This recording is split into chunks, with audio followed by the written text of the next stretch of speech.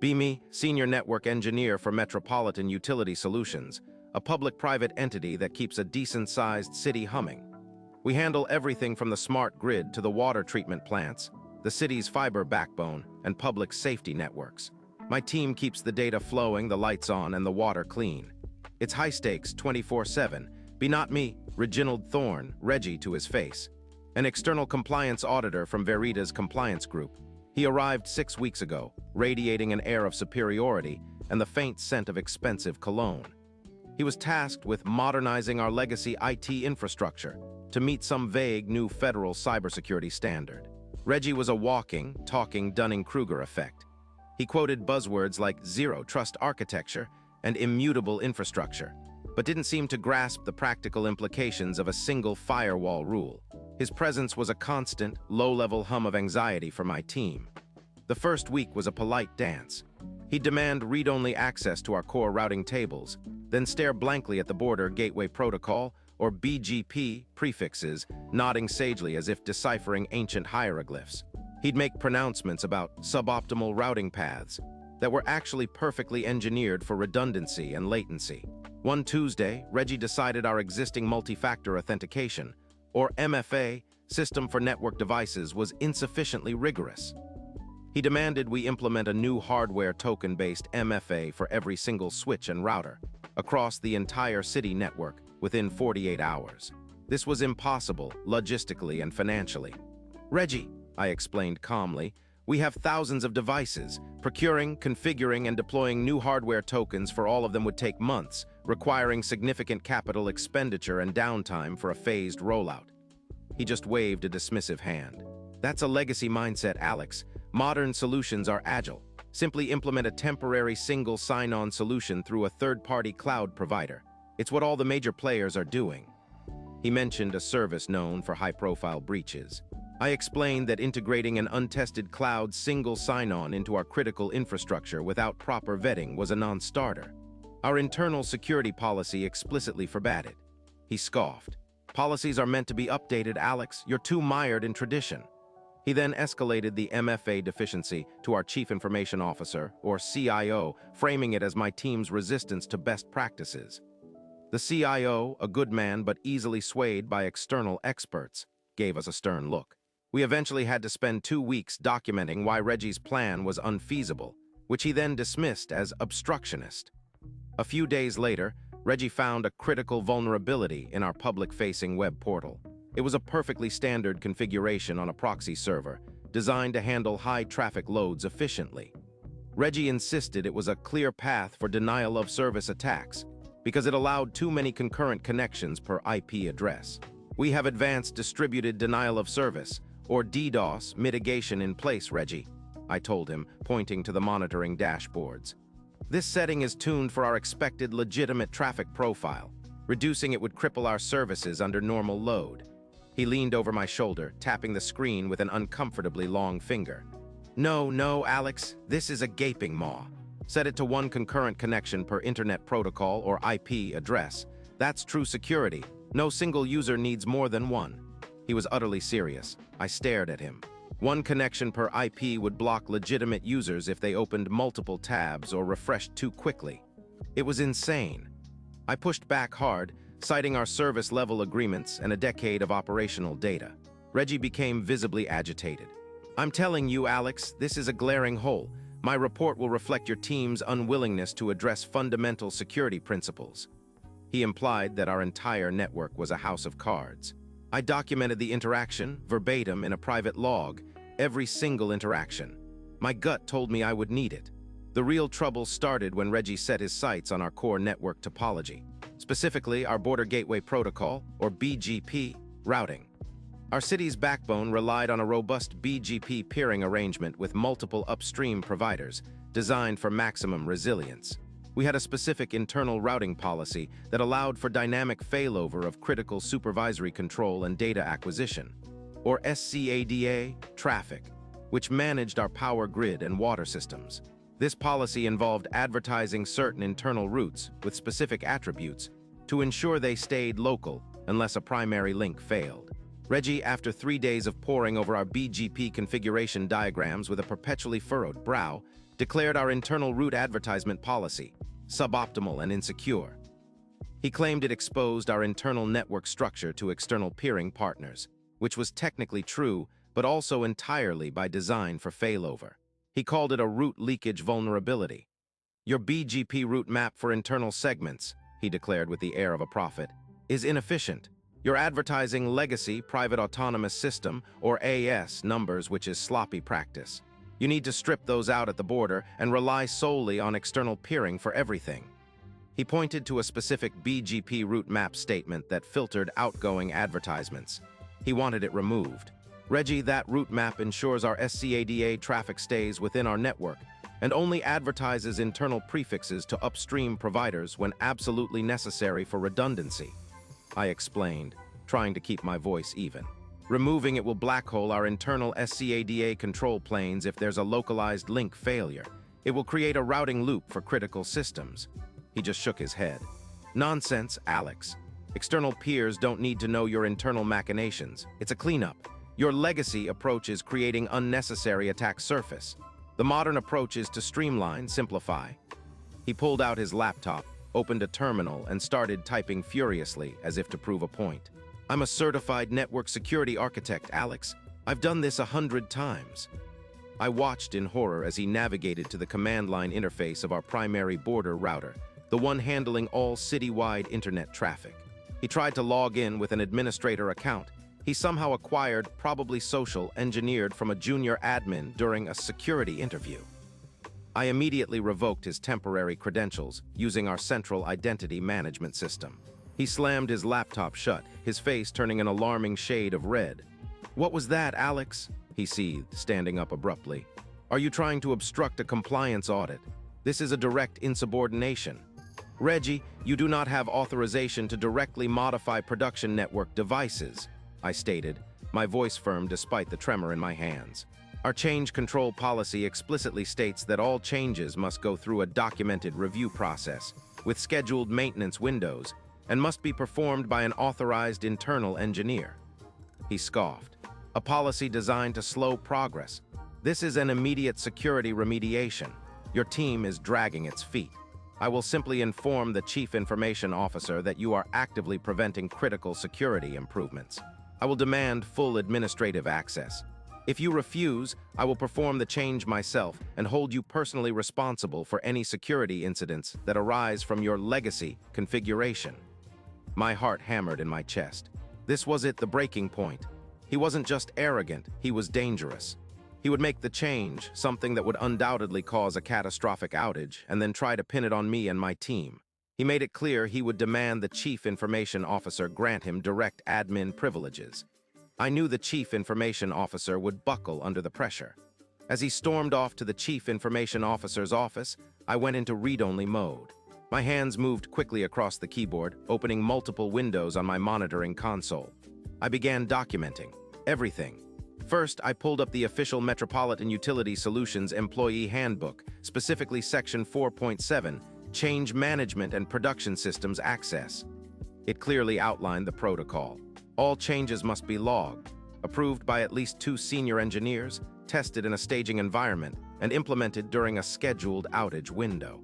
Direct access by external personnel to production systems was strictly prohibited.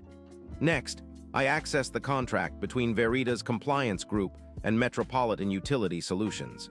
Section 3.2, Scope of Services, explicitly stated that Verida's was to provide advisory and auditing services, not direct implementation or configuration management. Section 5.1, Liability, placed full responsibility for any unauthorized changes or resulting service disruptions directly on Verida's, not Metropolitan Utility Solutions personnel, if proper protocols were bypassed. I meticulously logged Reggie's explicit demand to bypass the specific BGP route map for internal segments. I recorded his exact words, the time, and the date. I referenced the timestamp of his failed login attempt to the core router. I copied and pasted every email exchange where I had warned him about the implications of his proposed changes, citing the risk of routing loops for SCADA traffic and critical internal systems.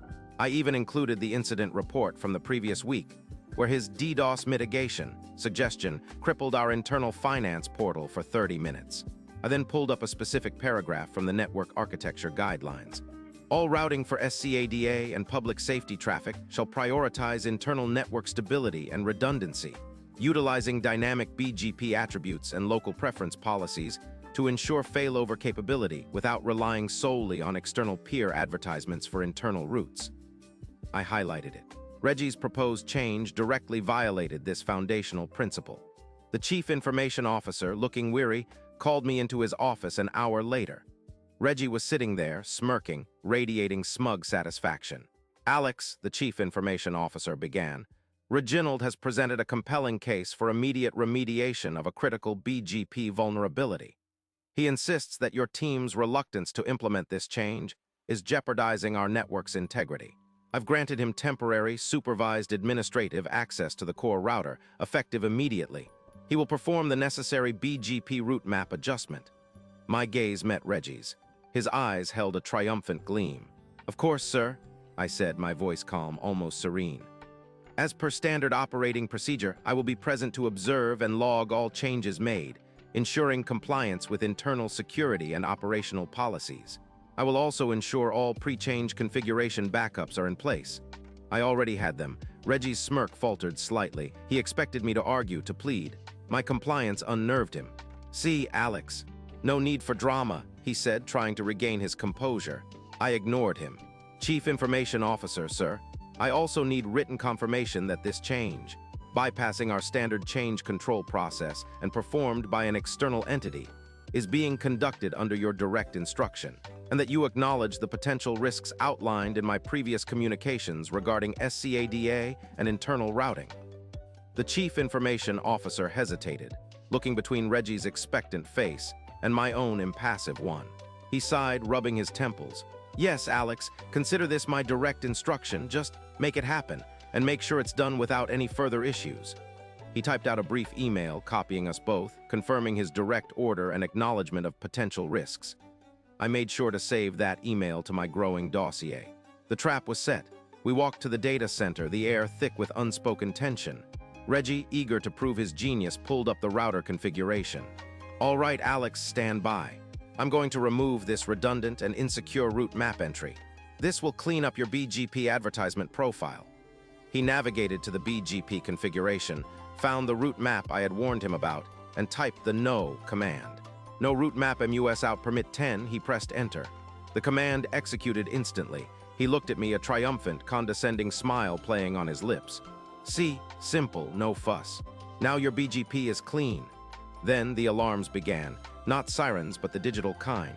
A cascading series of red alerts flashed across my monitoring screens. The SCADA network, responsible for real-time control of the city's power grid and water treatment, began reporting loss of control plane connectivity. The city's internal billing system went offline. Public safety radio dispatch, which relied on a segment of our private network, reported critical communication failure. A routing loop, just as I had predicted. The removal of that specific route map caused our internal systems to advertise specific SCADA and public safety prefixes directly to our upstream internet providers. Those providers, seeing seemingly new routes for internal city networks, tried to route traffic back to us. But the lack of proper local preference or aggregation rules created an immediate, catastrophic routing loop for those specific internal internet protocol ranges. The traffic for those crucial services was now bouncing endlessly between our border router and our upstream providers, never reaching its destination. A black hole for our critical infrastructure. Reggie's face went from smug to pale. What's happening?" he stammered, staring at the flashing red lights on the server racks. "Reggie, you just black-holed the city's SCADA network and public safety communications," I said, my voice flat, devoid of emotion. It was exactly as I predicted. That route map was there for a reason. He started to babble. "No, it's impossible. This is your legacy configuration, Alex. You must have something else misconfigured." He frantically started typing on the router, trying to undo his change, but the network was already too unstable. He was just making it worse. "Reggie," I interrupted, "stop. Any further changes will only exacerbate the problem. We need to revert the configuration to the last known good state, which I had backed up manually." I turned to my team. Initiate emergency rollback procedures. Restore the previous BGP configuration. Alert the Chief Information Officer and the City Emergency Services Director. Reggie looked like he was about to burst. You set me up. You knew this would happen. I warned you, Reggie, multiple times, I said, pulling out my laptop and opening the folder I'd meticulously compiled.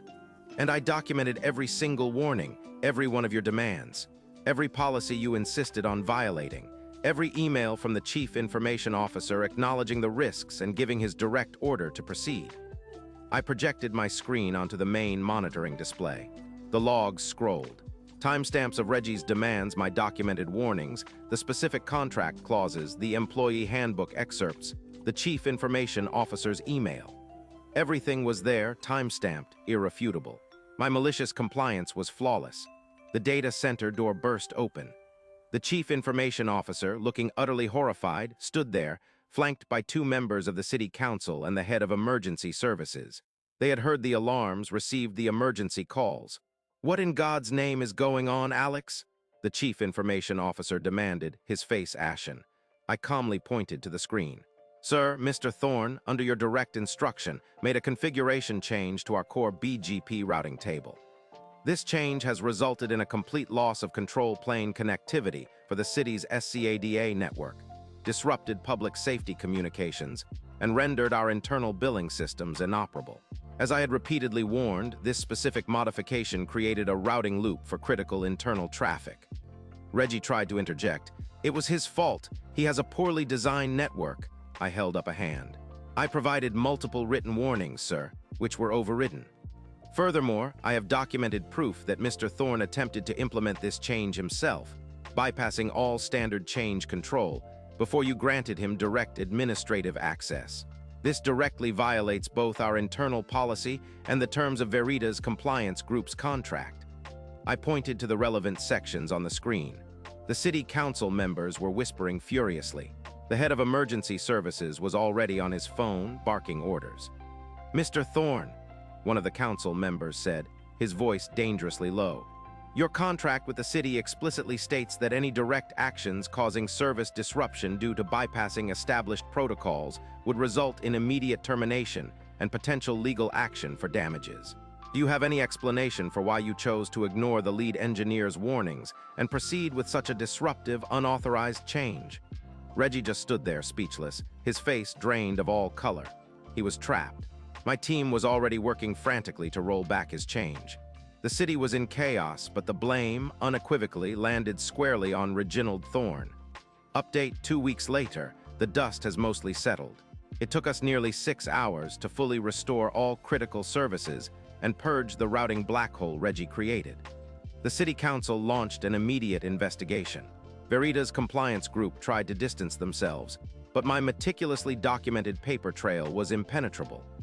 The Chief Information Officer, despite being complicit in granting Reggie access, survived by throwing Reggie and his company completely under the bus. Turns out he was secretly relieved I had all the evidence.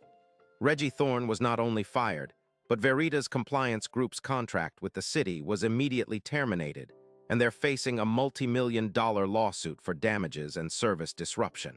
Word on the street is that Reggie's certification was also under review. Karma, swift and satisfying. Update 1 month later. My team and I received formal commendations from the City Council for our swift and professional response to the unforeseen incident. The Chief Information Officer even gave me a rather hefty bonus. We've also implemented new, stricter protocols for external auditors, explicitly forbidding any direct interaction with production systems or bypassing the change control process. They're now locked into read-only access for everything, and any recommendations must go through a committee review. Reggie Thorne's name is now a cautionary tale, synonymous with "don't ever let an arrogant idiot touch the network." Update 3 months later. Got an anonymous tip. Reggie Thorne, after being blackballed from every reputable compliance firm, tried to start his own information technology security consultancy, specializing in modernizing legacy infrastructure.